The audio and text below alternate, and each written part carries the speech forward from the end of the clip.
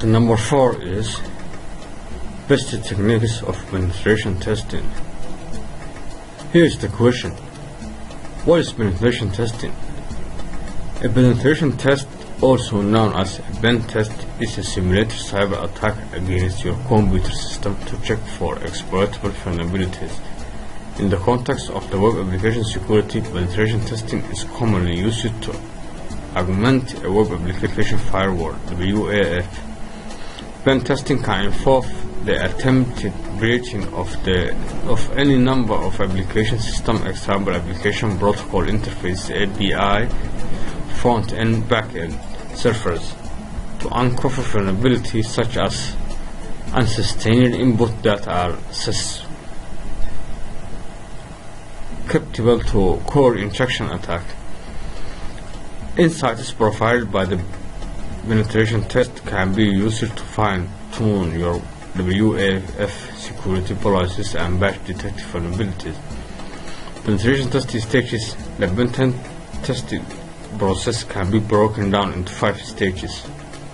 Number 1, planning and reconnaissance. Number 2 is scanning. Number 3, gaining access. Number 4, maintaining access. Number 5, analysis. So, number 1, planning and reconnaissance. The first stage involves defining the scope and goals of a test, including the system to be addressed and tested method to be used.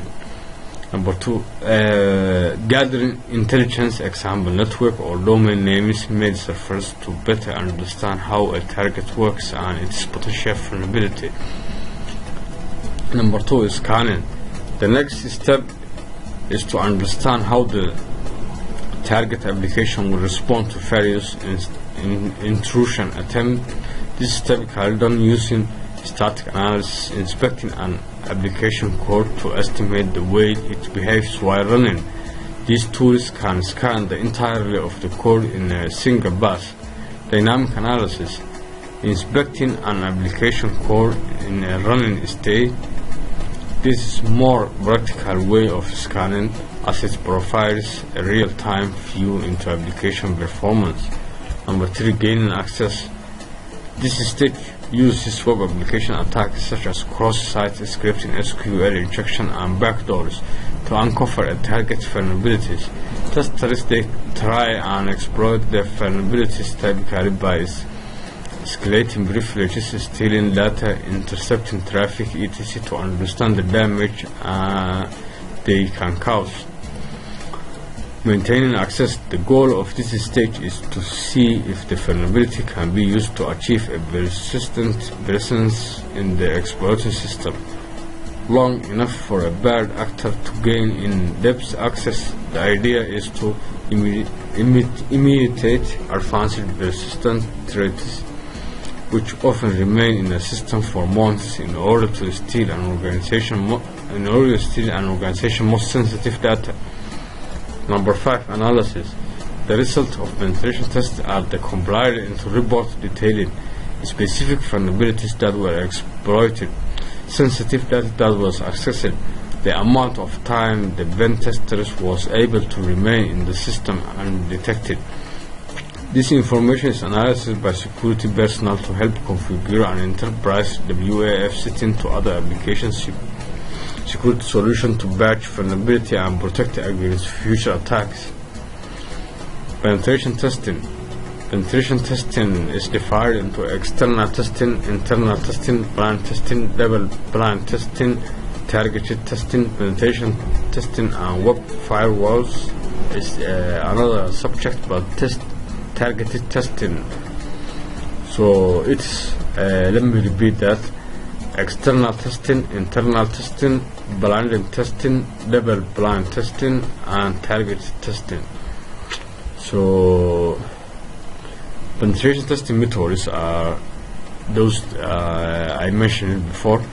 External testing, external penetration testing target the assets of company data are visible on the internal, example the web application itself, the company websites and email and domain name servers, DNS.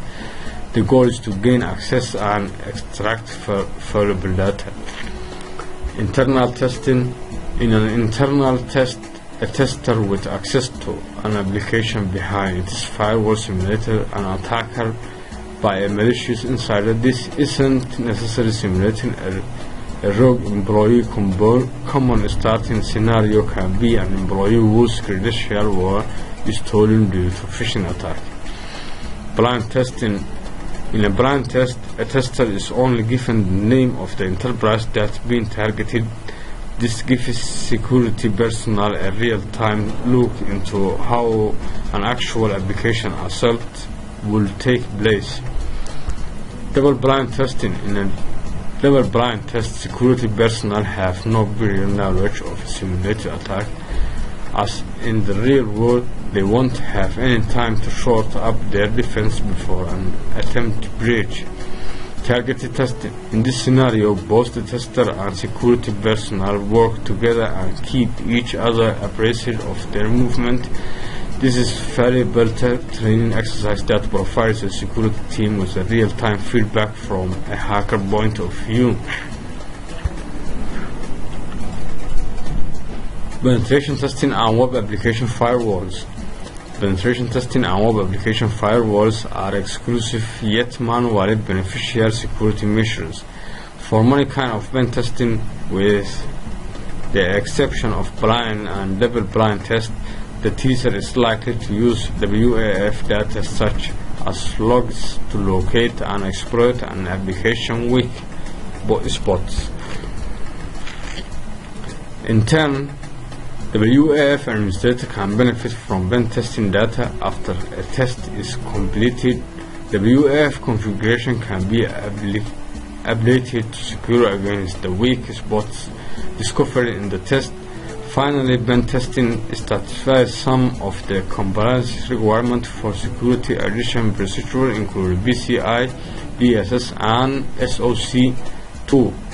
Certain standards such as PCI DSS 6.6 can be justified as through the use of certified WAF. Doing so, however, doesn't make pen testing any less useful due to its aforementioned benefit and ability to improve on WAF configuration.